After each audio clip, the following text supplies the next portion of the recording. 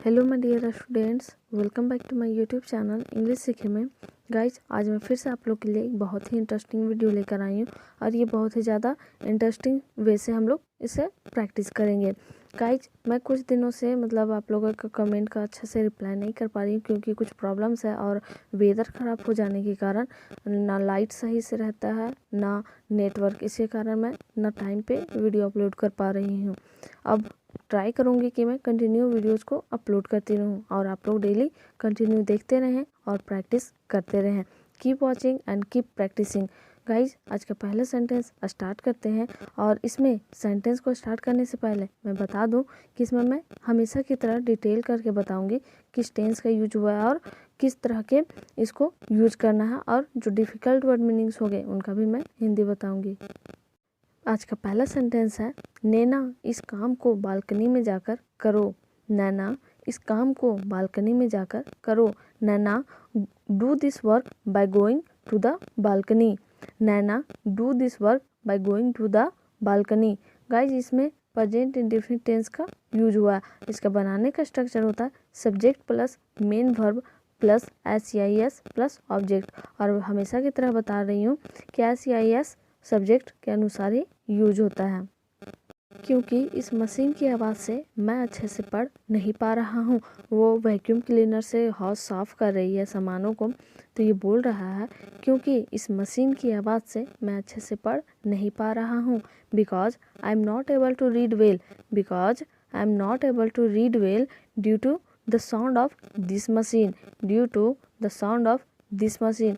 Guys, यहाँ पे due to the sound of this machine के जगह due to this machines sound स्ट्रोपियस लगा करके भी हम इस तरह से बोल सकते हैं।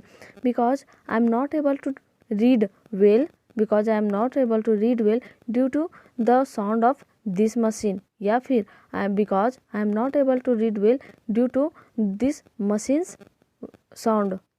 वो सब छोड़ो और पहले ये बताओ कि तुमने मेरा काम क्यों नहीं किया। गाइज, हम लोग बहुत गुस्से में होते हैं जब कोई हमारा काम नहीं करता है, तो ये बोल रही है अपने हस्बैंड को, वो सब छोड़ो और पहले ये बताओ कि तुमने मेरा काम क्यों नहीं किया। Leave all that and first tell me. Leave all that and first tell me why didn't you do my work. Why didn't you do my work. Didn't के जगह पे डिड नॉट भी बोल सकते हैं, और डिड नॉट का use यानी कि डिड का यूज किस टेंस में किया जाता है, ये होता है पास्ट इंडेफिनिट टेंस में। इसका जो बनाने का स्ट्रक्चर होता है subject plus V2 plus object. चाहे सब्जेक्ट कुछ भी हो, हमेशा इसमें V2 यूज होता है, क्योंकि जो काम हम लोग का हो चुका होता है उसमें हम लोग पास्ट इंडेफिनिट टेंस का यूज करते हैं। एंड यहाँ पे आप लोग देख रहे होंगे कि इंट्रोगेटिव सेंटेंस है, डबल इंट्रोगेटिव सेंटेंस, यानी कि WH फैमिली भी यूज है। इसलिए अगर जब भी हम डबल इंट्रोगेटिव सेंटेंस का या फिर इंट्रोगेटिव सेंटेंस का बनाते हैं तो वहाँ पे डिड का यूज होता है। बाकी अगर नॉर्मल हम लोग बनाते हैं अफर्मेटिव सेंटेंस, वहाँ पे डिड का यूज नहीं होता। तो यहाँ पे डबल इंट्रोगेटिव सेंटेंस है, इसका बनाने का structure WH family plus did not plus subject plus V1 plus object. और जब भी आप यूज करते हैं डबल इंट्रोगेटिव या फिर इंट्रोगेटिव सेंटेंसेस, वहाँ पे आप लोग को हमेशा V1 का यूज करना है, और डिड के बाद नॉट यूज कर सकते हैं या फिर किसी सब्जेक्ट के बाद भी नॉट का यूज कर सकते हैं। मुझे याद नहीं था, तुम्हें याद रखना चाहिए ना। ये बोल रहा है अपने वाइफ को, मुझे याद नहीं था, तुम्हें याद रखना चाहिए ना। हम भी अपने घर में बोलते हैं मुझे पता नहीं था, तुम्हें बताना चाहिए ना। तो ये बोल रहा है मुझे याद नहीं था, तुम्हें याद रखना चाहिए ना। I didn't remember, you must remember right. You must remember right का मतलब होता है तुम्हें याद रखना चाहिए था ना, ऐसे हम बोलते हैं। तो दैट टाइम हम लोग राइट का यूज करते हैं। यहाँ पे ऐसा नहीं कि सही और गलत के लिए राइट का यूज कर रहे हैं। और यहाँ पे फिर से पास्ट इंडेफिनिट टेंस का यूज हुआ है और यू मस्ट का यूज हुआ है। मतलब यहाँ पे एक तरह से ज़रूरी काम है, मैं भूल गया तो तुम्हें याद रखना चाहिए ना। इसलिए यहाँ पे I didn't remember, you must remember right. तुम्हें सारे फालतू काम याद रहता है लेकिन मेरा महत्वपूर्ण काम नहीं, यानी कि इम्पोर्टेंट वर्क नहीं। ये बोल रही है you remember all the useless work. You remember all the useless work but not my important work. ये मतलब यूजलेस का मतलब होता है जिसका कोई यूज नहीं है, यानी कि बेकार फालतू का काम, यूजलेस वर्क उसको बोलते हैं। और यहाँ पे फिर से प्रेजेंट इंडेफिनिट टेंस का यूज हुआ। इसका बनाने का स्ट्रक्चर क्या होता है? इसका बनाने का स्ट्रक्चर होता है subject plus main verb plus सब SEIS प्लस ऑब्जेक्ट। ऐसा ही हम अदर एग्जाम्पल ले सकते हैं। हम बोलते हैं ना, तुम सारे फालतू काम करते हो लेकिन मेरा इम्पोर्टेंट काम नहीं करते हो। You do all the useless work but not my important work. इतना गुस्सा मत दिखाओ, कल कर दूंगा। ये बोल रहा है इतना गुस्सा मत दिखाओ, कल कर दूंगा उस काम के बारे में। Don't show so much anger, don't show so much anger, I will do it tomorrow, I will do it tomorrow. Guys यहाँ पे सो दोनों का प्रोनाउंसिएशन एक जैसा लग रहा है, लेकिन SHOW का मतलब होता है किसी चीज़ को दिखाना। बोलता है ना बहुत कोई, शो ऑफ मत करो। शो ऑफ करने का मतलब क्या होता है? दिखावा करना, इस तरह से। और SO का मतलब होता है इतना या बहुत ज़्यादा, इतना। यही बोल रहा है, don't show so much anger, I will do it tomorrow. Madam मैंने घर का सारा काम खत्म कर दिया। ये उनकी मेड है, ये बोल रही है मैडम मैंने घर का सारा काम खत्म कर दिया। Madam I have finished all the house hold work, madam I have finished all the house hold work. Guys यहाँ पे हाउस होल्ड वर्क के जगह हाउस होल्ड चोर्स CHORES भी यूज कर सकते हैं। ये अच्छा भी लगता है सुनने में, थोड़ा डिफरेंट भी लगता है, इसलिए आप हाउस होल्ड वर्क के जगह हाउस होल्ड चोर्स भी यूज कर सकते हैं। और यहाँ पे कौन सा टेंस का यूज हुआ? हैव दिख रहा है, हैव यूज दिख रहा है, मतलब ये प्रेजेंट परफेक्ट टेंस का है। प्रेजेंट परफेक्ट टेंस का बनाने का स्ट्रक्चर क्या होता है? सब्जेक्ट प्लस हैव या has plus V3 plus object. V3 मतलब हमेशा वर्ब 3 का यूज करेंगे जब भी हो यहाँ पे, मतलब प्रेजेंट परफेक्ट टेंस की बात हो तो वहाँ पे हमेशा वर्ब 3 का यूज करेंगे। और हैव या हैज जो भी यूज होता है वो अकॉर्डिंग टू सब्जेक्ट यूज होता है। अगर आई वी दे या यू के बारे में बात हो, यानी सब्जेक्ट ये हो आई वी यू दे, तो यहाँ पे हैव का यूज करेंगे। लेकिन अगर इन लोगों के बजाय अगर सी इट या ही या कोई नाम हो तो वहाँ पे हम लोग हैज का यूज करते हैं। और हैव या हैज कोई भी हो, मतलब कोई भी यूज हो, सब्जेक्ट में कुछ भी हो, हमेशा V3 यूज होता है। मैडम मुझे कुछ पैसों की ज़रूरत है, ये बोल रही है उनकी maid, madam I need some money, madam I need some money. ये सिंपल टेंस में दिख रहा है, यानी कि प्रेजेंट इंडेफिनिट टेंस, जिसको हम लोग सिंपल प्रेजेंट टेंस भी बोलते हैं। इसका जो बनाने का स्ट्रक्चर होता है वो subject plus main verb plus SEIS plus object. ऐसे ही हम लोग बोलते हैं ना, ma'am I need some new books, या फिर mom I need new phone, या फिर mom I need new laptop या फिर लैपटॉप। तो इस तरह से हम लोग जहाँ पे हमें किसी भी चीज़ की ज़रूरत होता है, कुछ चीज़ हमें चाहिए होता है, दैट टाइम हम लोग नीड का यूज करते हैं। एंड गाइज वीडियो को लास्ट तक ज़रूर देखें, और मेरे यूट्यूब चैनल इंग्लिश सीखे में अगर आप नए हैं तो प्लीज़ सब्सक्राइब कर लें और बेल आइकन को भी हिट कर लें, ताकि आपको मेरे वीडियोस के नोटिफिकेशन टाइम टू टाइम मिलते रहे।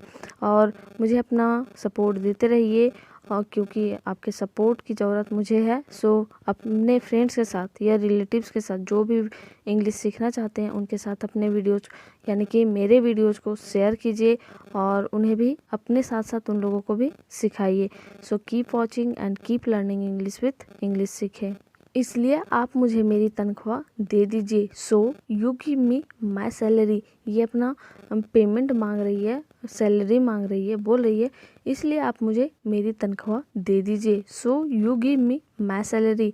या फिर हम लोग बोलते हैं so you give me my text book, या फिर so you give me my notebook. इस तरह से हम लोग अपने डे टू लाइफ में भी यूज करते हैं। और ये सेंटेंस भी सिंपल प्रेजेंट टेंस में है, तो इसमें पहले भी बता चुकी हूँ इसका बनाने का स्ट्रक्चर क्या है। ठीक है, मैं साहब से पैसे मांगकर तुम्हें देती हूँ, ये बोल रही है अपनी मेड को। ठीक है, मैं साहब से पैसे मांगकर तुम्हें देती हूँ। All right I will ask for money from sir, all right I will ask for money from sir and give it to you, and give it to you. Guys यहाँ पे आस्क का मतलब आप लोग को लग रहा होगा कि ये क्वेश्चन पूछते हैं, ask me question and ask him a question, तो ये क्वेश्चन पूछने के लिए यूज करते हैं। लेकिन जब किसी से कोई चीज़ हम मांगते हैं, कुछ भी चीज़ हो, पेन, पेंसिल, फ़ोन, लैपटॉप, कुछ भी, तो वहाँ पे आस्क का यूज करते हैं। यह यही बोल रही है, all right I will ask for money from sir and give it to you. तुम अखबार बाद में पढ़ना, पहले मेरी बात सुनो। हम लोग किसी को बोलते हैं ना, तुम ये काम पीछे करना या फिर ये काम बाद में करना, पहले मेरी बात सुनो। You read the newspaper later, you read the newspaper later, first listen to me and first listen to me. और गाइज यहाँ पे लिसन की जगह हियर भी यूज कर सकते थे, लेकिन ये सही नहीं होगा। हियर और लिसन में डिफरेंस होता है। हियर का मतलब होता है किसी चीज़ को, जो अनचाहे साउंड्स भी होते हैं जो हमारे कानों तक पहुंच जाए और ऐसा ही हम लोग सुन लेते हैं, तो उसे हियर बोलते हैं। जैसे कहीं से कोई बॉक्स, स्पीकर या किसी भी साउंड का आवाज़, हम लोग किसी गाने का आवाज़ हमारे पास से गुजर गया, तो हम लोग बोलते हैं हाँ ये गाना हम सुने, आई हियर्ड दैट सॉन्ग। लेकिन अगर हम किसी चीज़ को स्पेशली सुन रहे, किसी गाना को, तो आई am listening the music and I am listening this music. Listen का मतलब होता है किसी चीज़ को कंसंट्रेट करके, यानी कि केयरफुली सुनना। तो यही चीज़ बोल रही है, you read the newspaper later, first listen to me. बोलो मैं तुम्हारी सारी बातें सुन रहा हूँ, मतलब यही बोल रहा है ये कि तुम जो कुछ भी बोल रही है मैं सुन रहा हूँ, तुम बोलो। बोलो मैं तुम्हारी सारी बातें सुन रहा हूँ। Tell me I am listening to everything you say. Tell me I am listening to everything you say. Guys यहाँ पे आई एम का यूज हुआ, मतलब यहाँ पे प्रेजेंट कंटिन्यूअस टेंस का यूज हुआ। अब प्रेजेंट कंटिन्यूअस टेंस को हम लोग प्रेजेंट इम्परफेक्ट टेंस या फिर प्रेजेंट प्रोग्रेसिव टेंस भी बोलते हैं। प्रोग्रेसिव का मतलब क्या होता है, जो काम प्रोग्रेस में क्या बोलते हैं, जो काम चल रहा है, यानी कि जो भी सेंटेंस के लास्ट में रहा है, रही है, इस टाइप से अगर हिंदी सेंटेंस में दिखे आपको तो समझ जाना है वहाँ पे प्रेजेंट कंटिन्यूअस टेंस का यूज हो रहा है। या फिर जब भी इंग्लिश सेंटेंसेस यूज करते हैं और एम के बाद या EGM का यूज हो या EGM या आर कोई भी यूज हो और प्लस उसमें हेल्प, मतलब जब भी यूज हो वर्ब फोर, तो हमें समझ आना वो प्रेजेंट कंटिन्यूअस टेंस का यूज हो रहा है। और इसका बनाने का स्ट्रक्चर क्या होता है, सब्जेक्ट प्लस EGM या are plus main verb. Main verb कहने का मतलब होता है main verb V1 plus ING plus object, या फिर इसको इस तरह से डायरेक्टली समझ सकते हैं, सब्जेक्ट प्लस EGM या are plus V4 plus object. तो आई थिंक अब आप कभी कंफ्यूज नहीं कीजिएगा कि प्रेजेंट कंटिन्यूअस टेंस को कैसे पहचानेंगे, या फिर प्रेजेंट कंटिन्यूअस टेंस की जगह हम अगर प्रेजेंट इम्परफेक्ट टेंस लिखा हो या फिर प्रेजेंट प्रोग्रेसिव टेंस लिखा हो, तो सभी का, तीनों को बनाने का स्ट्रक्चर सेम होता है, सब्जेक्ट प्लस EGM या are plus V4 plus object. Subject के बाद हम लोग EGM या आर जो भी यूज करते हैं वो अकॉर्डिंग टू सब्जेक्ट, जैसा सब्जेक्ट रहेगा उसके अकॉर्डिंग हम लोग EGM या आर का यूज करते हैं हमेशा। कांताबाई अपनी तनख्वाह मांग रही है, ये बोल रही है अपनी मेड के बारे में, उनकी मेड का नाम है कांताबाई, और ये बोल रही है कांताबाई अपनी तनख्वाह मांग रही है। Kantabai is asking for her salary. Kantabai is asking for her salary. यहाँ पे फिर से आस्किंग का है। आस्किंग का मतलब यहाँ पे पूछने या पूछने के लिए यूज नहीं किया गया, यहाँ पे मांगने के लिए, यानी कि वो मांग रही है अपना पैसा, अपना salary. Kantabai is asking for her salary. यहाँ पे हम लोग बोलते हैं ना, I am asking for my newspaper, या फिर न्यूज़पेपर जब पढ़ते हैं, या फिर I am asking for my money, I am asking for my notebook, या फिर I am asking for my new laptop, ऐसे हम यूज करते हैं। मेरे पर्स से पैसे निकाल कर कांताबाई को दे दो। Take out the money, take out the money from my purse and give it to Kantabai. ये बोल रहा है अपनी वाइफ को, मेरे पर्स से पैसे निकाल कर कांताबाई को दे दो। Take out the money from my purse and give it to Kantabai. यहाँ पे फिर से मतलब किसी भी तरह का कोई एक्स्ट्रा टेंस का यूज नहीं किया जहाँ पे कंफ्यूज हो, यहाँ पे बस प्रेजेंट सिंपल टेंस का ही यूज हुआ है कि पैसे निकाल कर मतलब कांताबाई को दे दो। Take out the money from my purse and give it to Kantabai. Guys जो भी मेरे पहले के वीडियोस को देखते हैं और शेयर करते हैं अपने फ्रेंड्स के साथ या अपने रिलेटिव के साथ, उन लोगों को मैं दिल से थैंक यू सो मच बोलना चाहती हूँ एंड थैंक्स। और जो नहीं देखते हैं उन लोग से रिक्वेस्ट है कि मेरे प्रीवियस वीडियोज़ को आप मेरे वीडियो के प्लेलिस्ट में जाकर देखिए और उससे एनालाइज कीजिए, खुद को देखिए कि आप लोग मतलब किस सेंटेंसेस में कहाँ पे गलती करते हैं और प्रैक्टिस कीजिए उससे, क्योंकि प्रैक्टिस करने के बिना आप लोग मतलब अच्छे से नहीं बोल पाएंगे।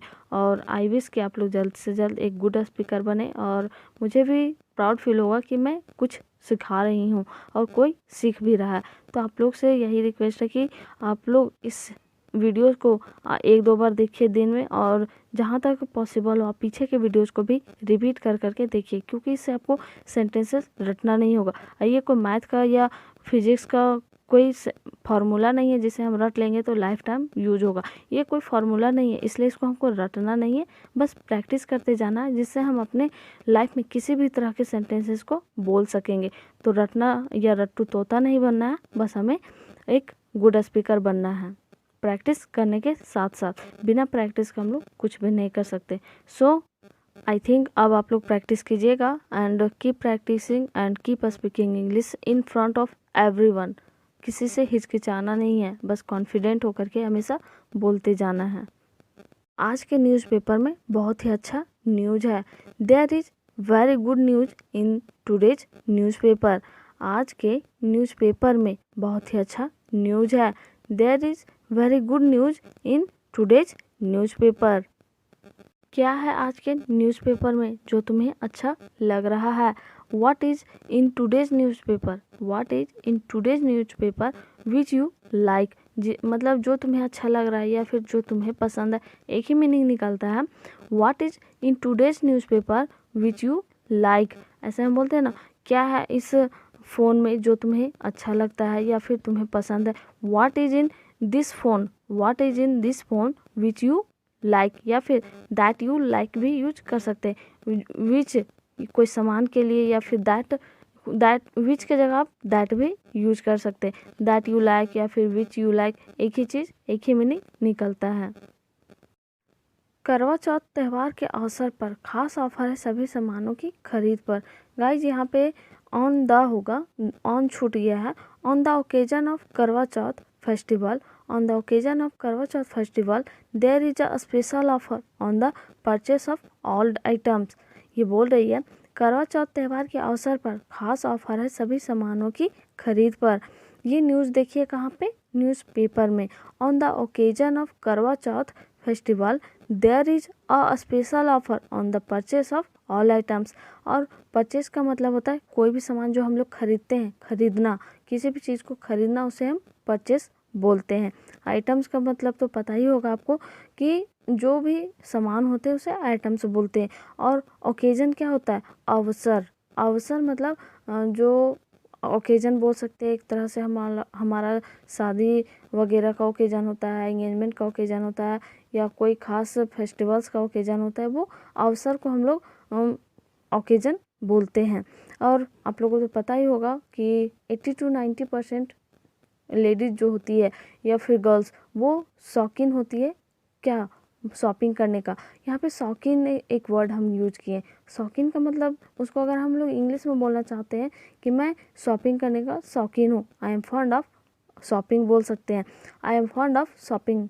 अब फॉन्ड ऑफ का मतलब क्या होता है? FOND। फॉन्ड ऑफ का मतलब होता है जो चीज़ में हम लोग शौकीन होते हैं, कि जो चीज़ हमें करना अच्छा, बहुत ज़्यादा अच्छा लगता है, उसमें हम लोग फॉन्ड ऑफ का यूज करते हैं। और एक फॉन्ड ऑफ आप लोग को अलग से यूज का पता चल गया, तो इसी बात पे आप लोग वीडियो को लाइक कर दीजिए और शेयर कर दीजिए। और आगे का नेक्स्ट सेंटेंस में हम लोग मूव करते हैं। तो इसमें इतनी खुशी की क्या बात है जो तुम इतना उछल कूद कर रहे हो? कोई भी बात होता है, बहुत ऐसा व्यक्ति, बहुत ऐसा पर्सन होता है जो छोटी छोटी बातों पे भी उछल कूद करता है, बहुत ज़्यादा मतलब इंजॉयमेंट फील करता है, इंजॉय फील करता है। तो ये बोल रहा है अपनी वाइफ को, तो इसमें इतनी खुशी की क्या बात है कि तुम इतना उछल कूद कर रही हो? So what is the point of so much happiness in this? So what is the point of so much happiness in this that you are jumping so much? उछल कूद करना मतलब होता है जंपिंग। गाइस हम लोग बोलते हैं ना, इसमें इतनी बड़ी खुशी की बात क्या है, या फिर इसमें कुछ नया क्या है जो तुम इतना उछल कूद कर रही हो? तो यही बोल रहा है अपने वाइफ को, तो इसमें इतनी खुशी की बात क्या है कि तुम इतना उछल कूद कर रहे हो। So what is the point of so much happiness? So what is the point of so much happiness in this that you are jumping so much? इतना या जितना के लिए हम लोग सो का यूज कर सकते हैं। मैं अपनी इच्छाओं को और नहीं मार सकती। आई can't kill my desire, I can't kill my desires any मोर। ये बोल रही है मैं अपनी इच्छाओं को और नहीं मार सकती। आई can't kill my desires any मोर। यहाँ पे फिर से मतलब एक नया मोडाल का यूज हुआ है जो है कैन। और कैन यहाँ पे कैंट यूज हुआ है क्योंकि नहीं का भी यूज हुआ है यहाँ पे, इसलिए कैन का यूज कहाँ पे करते हैं? मतलब जहाँ पे हम लोग को किसी चीज़ का पावर का दिखाने का बात हो या फिर जो काम हम लोग नहीं कर सकते हैं, एक तरह से वो अपनी एबिलिटी को शो करना रहता है, दैट टाइम हम लोग कैन का यूज करते हैं। तो ये बोल रही है। और जब भी एक बात और नोट करना है कि जब भी हम लोग कैन का यूज़ करें या फिर उसमें नेगेटिव सेंटेंसेस बनाना हो या फिर पॉजिटिव सेंटेंसेस बनाना हो, मैटर नहीं करता है कि किस टाइप का सेंटेंस बना रहे, लेकिन वहाँ पे कैन के साथ हमेशा वर्ब वन का ही यूज करेंगे। ये बोल रही है I can't kill my desires any more. मैं शॉपिंग करने के लिए जाना चाहती हूँ। I want to go shopping, I want to go shopping. Shopping करने के लिए का मतलब ही हो जाता है शॉपिंग, लेकिन यहाँ पे आई वॉन्ट टू का मतलब होता है जो भी वर्क हम लोग करना चाहते हैं, अपनी इच्छा से करना चाहते हैं, उसमें हम लोग वॉन्ट टू का यूज करते हैं। और वॉन्ट टू के बाद हमेशा वर्ब वन यूज होता है। अगर हम लोग वर्ब का यूज कर रहे हैं तो वर्ब वन का यूज होता है, लेकिन अगर हम लोग किसी नाउन का यूज कर रहे हैं तो वहाँ पे टू का यूज फिर नहीं होगा। I want pen, I want android phone, I want Apple phone, इस तरह से आई वांट न्यू लैपटॉप। इस तरह से हम लोग वांट के बाद अगर हम लोग किसी नाउन का यूज करते हैं तो वहाँ पे टू यूज नहीं करेंगे। अगर हम लोग टू का यूज कर रहे हैं वांट के बाद तो हमेशा वर्ब वन ही यूज होगा। ठीक है, हम लोग शॉपिंग करने के लिए कल जाएंगे। Okay, we will go shopping tomorrow. ये बोल रहा है अपनी वाइफ को। ठीक है, हम लोग शॉपिंग करने के लिए कल जाएंगे। Okay, we will go shopping tomorrow. Guys यहाँ पे आप लोग को विल का यूज दिख रहा है, और विल का यूज कौन सा टेंस में होता है? फ्यूचर इंडेफिनिट टेंस में। और इसका जो बनाने का स्ट्रक्चर होता है वो होता है सब्जेक्ट प्लस शैल या will plus verb one plus object. और हमेशा फ्यूचर इंडेफिनिट टेंस में जब भी यूज करेंगे वर्ब का तो वो वर्ब का फर्स्ट फॉर्म यूज होगा, हमेशा V1 का यूज होता है। गाइज आई होप ये वीडियो आप लोग के लिए काफ़ी हेल्पफुल रहा और इससे आप कुछ नया चीज़ सीख सकें। और जो भी आपको क्वेश्चन, किसी भी टाइप का क्वेश्चन आपको अगर पूछना है तो मेरे किसी भी वीडियो के कमेंट बॉक्स में अपने क्वेश्चन को कमेंट कीजिए, मैं उसका आंसर के साथ रिप्लाई करूँगी। अभी थोड़ा सा नेटवर्क और लाइट इशू चल रहा है इधर, इसलिए मैं रिप्लाई नहीं कर पा रही हूँ, बट जब भी ये सॉल्व होगा मैं हमेशा रिप्लाई करूँगी। Thank you so much for watching my video. Thank you and be a family of English सीखे। और लास्ट तक वीडियो को देखने के लिए special thank you so much. Thank you again.